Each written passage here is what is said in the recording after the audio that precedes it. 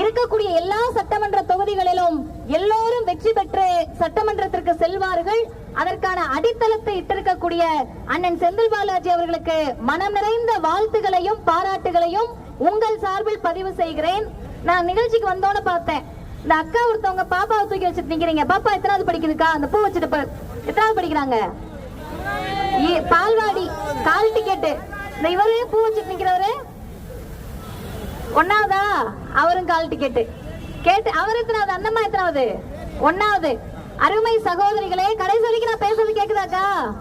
குழந்தைங்களை தூக்கிட்டு வந்திருக்கோம்ல, இந்த குழந்தைகள் உண்மையாகவே படிச்சு பட்டம் பெற்று சுயமரியாதையோடு தமிழ்நாட்டில் வாழணும். வெளிநாட்டுக்கு போனோம்னா உதயசூரியன் என்ற சின்னத்தை தவிர நமக்கு வேற எந்த வாய்ப்பும் கிடையாது. ஏன்னு கேட்டீங்கன்னா, இத்தனை பேர் வந்து நிக்கிறோம்ல, உங்க எல்லாருக்கும் ஒரே ஒரு ஆசை தாங்க இருக்கும். தேர்தல் அதெல்லாம் தாண்டி நான் படிக்கலப்பா, எப்படியாவது என் பிள்ளைய படிக்க வச்சிடணும், அதானே தமிழ்நாட்டு பெற்றோர்களோட ஆசை.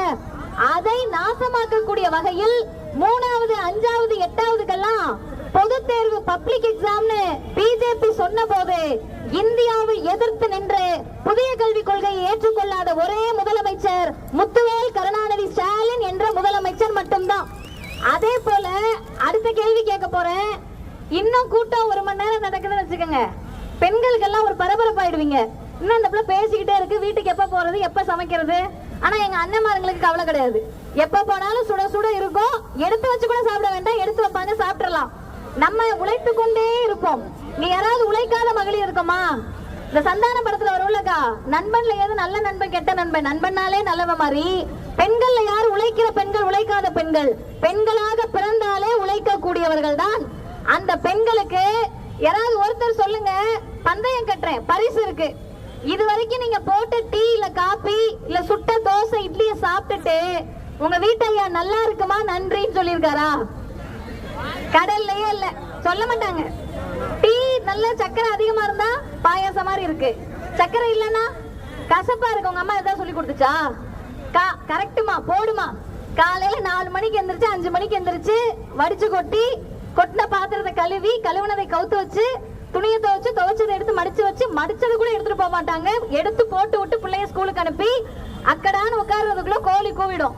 இத்தனை வேலை பார்த்த உங்களை பார்த்து இந்த சமூகம் சொல்லிச்சு, சும்மா தானே இருக்க, வீட்டுல சும்மா தானே இருக்க. சொல்லிக்கொண்டே இந்த சமூகத்தில் அருமை சகோதரிகளே, அதிமுக இருக்கவங்களும் சேர்த்து கேட்டுக்கங்க. நமக்கான உழைப்பை அங்கீகரித்து 1000 ரூபாய் கலைஞர் மகளிர் உரிமை தொகையை தந்த ஒரே சின்னம் உதயசூரியன் முத்துவேல் கருணாநிதி ஸ்டாலின் என்ற முதலமைச்சர் தான். மீண்டும் ஆட்சிக்கு வந்தால் அந்த முதலமைச்சர் சொல்லுகிறார், இனிமே உங்களுக்கு 1000 ரூபாய் இல்ல. இனிமே 1000 ரூபாய் இல்லையா, 2000 ரூபாய் கலைஞர் மகளிர் உரிமை தொகையை தர இருக்கக்கூடிய சின்னம் உதயசூரியன் முத்துவேல் கருணாநிதி ஸ்டாலின். அண்ணன் வெயிட் பண்றதுனால நான் அவசரமா உங்கள்ட்ட இன்னொரு கேள்வி கேட்கிறேன், பெண்கள் பதில் சொல்லணும். சொல்றீங்களாக்கா? இங்க இருக்க எத்தனை பேருக்கா பிடிச்சவரை கல்யாணம் பண்ணிருக்கீங்க? இந்த கேள்வி எதிர்பார்க்கவே இல்லையா? சரி, இவ்வளவு பெரிய கூட்டத்துல ஒரு 10 பேர், அம்மா நீங்களுமா காதல் திருமணமா? அப்புறம் சரிதான், இத்தனை பேர் இருக்கீங்க, 10 பேர் இருக்கீங்க இவ்வளவு பெரிய கூட்டத்துல. ஆண்களுக்கு கவலை இல்ல, அப்படிதானே தம்பிங்களா? லவ் பண்ற பிள்ளைய எப்படியாவது கல்யாணம் பண்ணிடுவீங்க. இல்லன்னா வீட்டுல பாக்குற பிள்ளைய பிடிச்சிருக்கானான்னு கேட்பாங்க. நமக்கு ஒரு விரல நீட்டி இதுல ஒன்ன தொடு, இதானே நம்மளோட வாய்ப்பு. சரி, பிடிச்ச சாப்பாட சாப்பிடுவோமானா அதுக்கும் வழி இல்ல. பிள்ளைக்கு செஞ்ச பிடிச்சத காலையில செய்யணும், வீட்டுக்காருக்கு பிடிச்சத மதியம் செய்யணும், ராத்திரி அவங்க வச்ச மிச்சத்தை சாப்பிட்டு தூங்கிடணும்.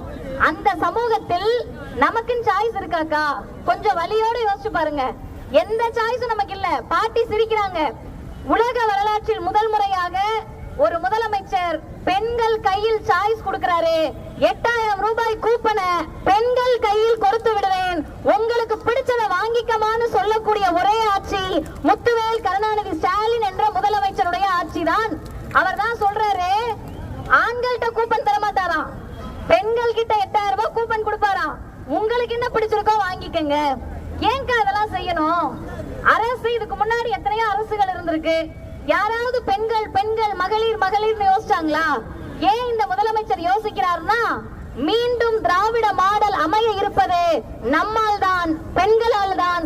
கோவை தெற்கு வெல்ல இருப்பது உங்களை போன்ற மகளிர் படையால் தான், வெல்லும் தமிழ் பெண்களால் தான். அண்ணன் செந்தில் பாலாஜி அவர்கள் பெருவாரியான வாக்கு அவர்கள் சட்டமன்றம் செல்ல இருக்கிறார், நமக்காக பேச இருக்கிறார். 2 செய்தியை மட்டும் நான் சொல்லிட்டு முடிச்சிடுறேன். நான் வர்ற வழியில எல்லாம் பார்த்தேன், இவ்வளவு கூட்டமா நின்னுட்டு இருக்கோம், எல்லாருமே அடைச்சு நின்னுட்டு இருக்கோம். குழந்தைங்க அவங்க பாட்டு இருக்காங்க, யாரும் அழுகல.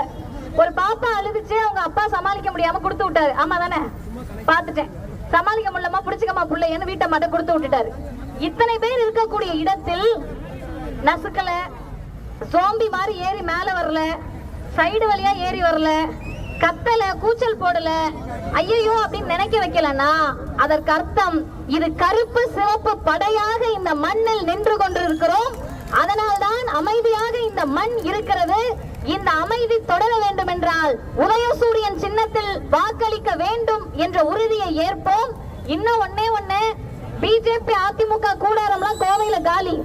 அண்ணன் செந்தில் பாலாஜி என்னைக்கு கோவை தெற்குன்னு முடிவானுச்சோ, நாங்க போன முறை வந்ததுக்கும் இந்த முறைக்கு வித்தியாசத்தை பார்க்கிறோம். ஒரு பக்கமும் எதிரணியில் ஆள் இல்லை. எங்கெங்கயோ ஆட்களை நிற்க வைத்தாலும் அவர்களுக்கு இருக்கக்கூடிய அந்த அச்சம், பயம் ஏன் தெரியுமா? உங்ககிட்ட என்ன சொல்லி வாக்கு கேட்பாங்க? நான் மோடியின் முரட்டு அடிமை, எனக்கு ஓட்டு போடுங்க. நான் மதக்கலவரம் தூண்டக்கூடிய பிஜேபி கூட இருக்கேன், எனக்கு ஓட்டு போடுங்க. உங்க பிள்ளை படிப்பெல்லாம் நாசமாக்கின புதிய கல்விக் கொள்கையை நான் ஏத்துக்கிட்டேன், நான் தான் அதிமுக, எனக்கு ஓட்டு போடுங்க. கலைஞர் மகளிர் உரிமை தொகை 1000 ரூபாய் தரவே முடியாதுன்னு சொன்ன எடப்பாடி பழனிசாமி சார்பா வந்திருக்கேன், ஓட்டு போடுங்க. இப்படியாக்கா கேட்க முடியும்?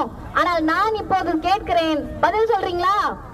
யாரெல்லாம் சொல்றீங்க? கை தூக்குங்க, கை உயர்த்தி சொல்லுவோமா?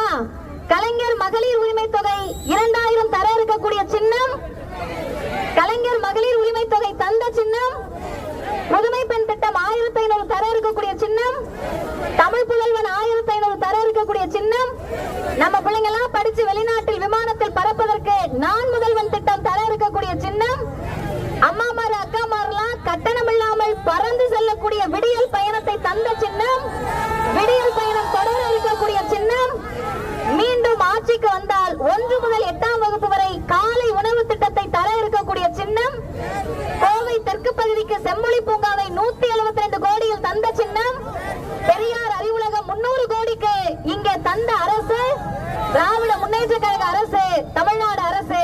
அதே போல் அன்பிற்குரிய வாக்காளர் பெருமக்களே, வாக்களித்தவர்களுக்கும் உழைப்போம், வாக்களிக்காதவர்களுக்கும் உழைப்போம் என்று முத்துவேல் கருணாநிதி ஸ்டாலின் என்ற முதலமைச்சர் சொன்னார். பார்க்க எனக்கு அதிசயமாக இருக்கிறது.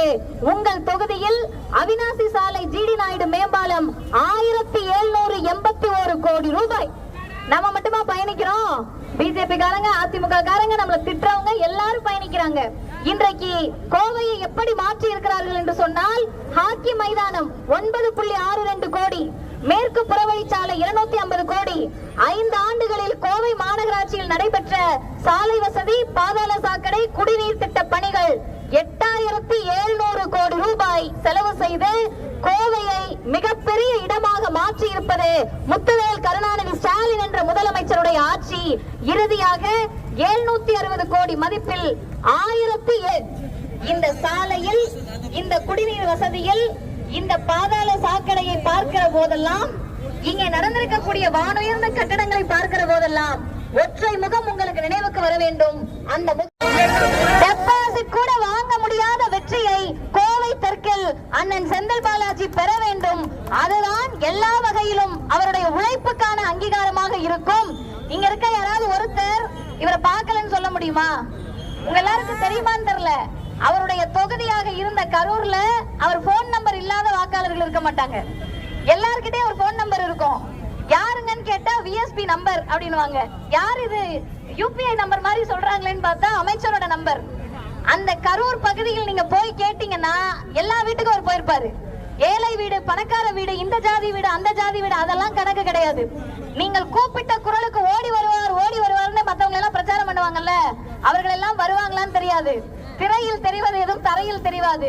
ஆனால் இவர்கள் மண்ணின் ஹீரோ, கோவை தெற்கின் ஹீரோ அண்ணன் செந்தில் பாலாஜியாக தான் இருக்க முடியும் என்ற நிலையை உருவாக்குவோம். வாக்களிப்பீர் உதயசூரியன். நன்றி, வணக்கம்.